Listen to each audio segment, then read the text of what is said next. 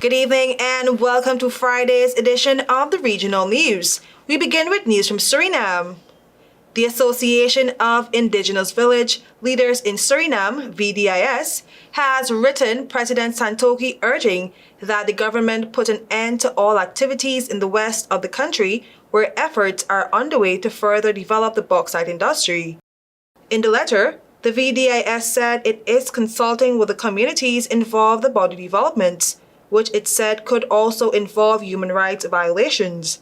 The local communities of the indigenous villages of West Suriname, whose traditional territory is involved, are not aware of this and have not been involved in any way in arriving at such a decision, which will have drastic and far-reaching consequences for their lives, their rights, and their territory. The national representative body of the Traditional Authority of the Indigenous Peoples of Suriname has also not been involved in this in any way, according to the letter sent to President Santokhi.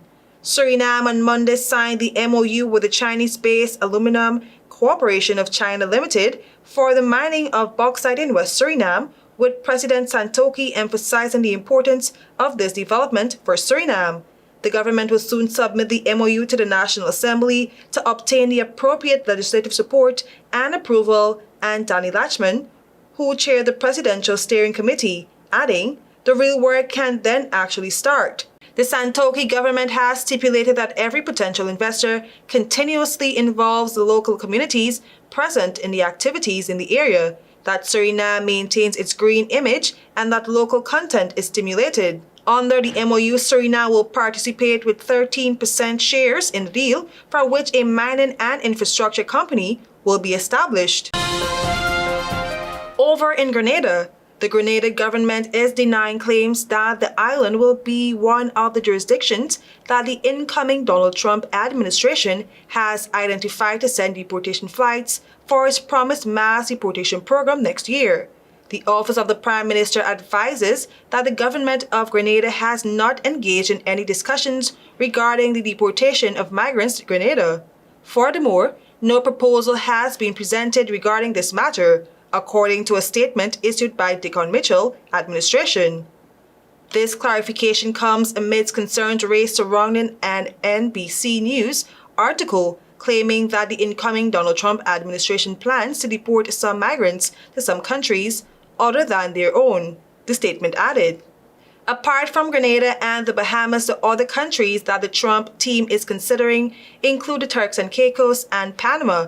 The U.S. has said that migrants from Venezuela, Cuba, China, and other countries who are reluctant to accept their people who have immigrated to the United States have long posed an issue and are barred from federal court orders from indefinitely detaining them. As a result, many migrants from those countries end up being released into the United States.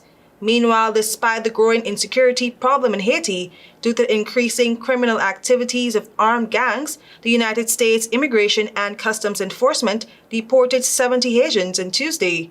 In addition, the Dominican Republic continues to deport Haitians, with figures showing that 71,124 Haitians were deported since October 2 this year, when President Abinader announced his intention to expel up to 10,000 Haitians in irregular migration situations each week. And now for some international news. Violent crime and insecurity have a disproportionate impact on Latin America and the Caribbean LAC, with severe consequences of socio-economic development.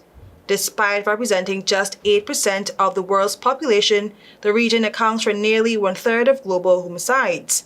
This, as well as other alarming statistics, highlighted the urgent need for comprehensive strategies to address the far-reaching effects of crime and violence.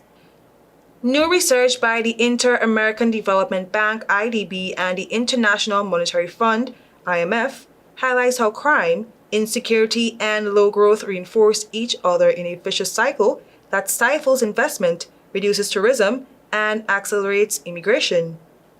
Macroeconomic instability, recessions, inflation spikes, and rising inequality is associated with increased violence.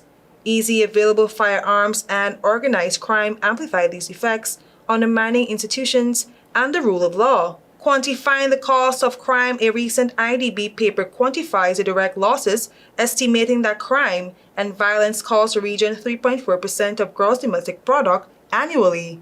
These costs stem from productivity losses due to lives lost, injuries, and imprisonment, private sector expenditures on security, and public spending on police, justice, and prisons. This is equivalent to 80% of the region's public education budgets and double its social assistance spending. But the impact of crime doesn't end there. It discourages investment, reduces tourism, and drives immigration, further weakening economic resilience and constraining the region's future growth. Recognizing the transitional nature of crime, the IDB's Alliance for Security, Justice, and Development seeks to unite governments, civil society, and private sector actors. This alliance not only aims to strengthen institutions and enhance cooperation, but also supports public policies and mobilizes resources to implement evidence-based solutions that effectively combat organized crime and violence. I am KERESE Gonzalez. Thank you for watching.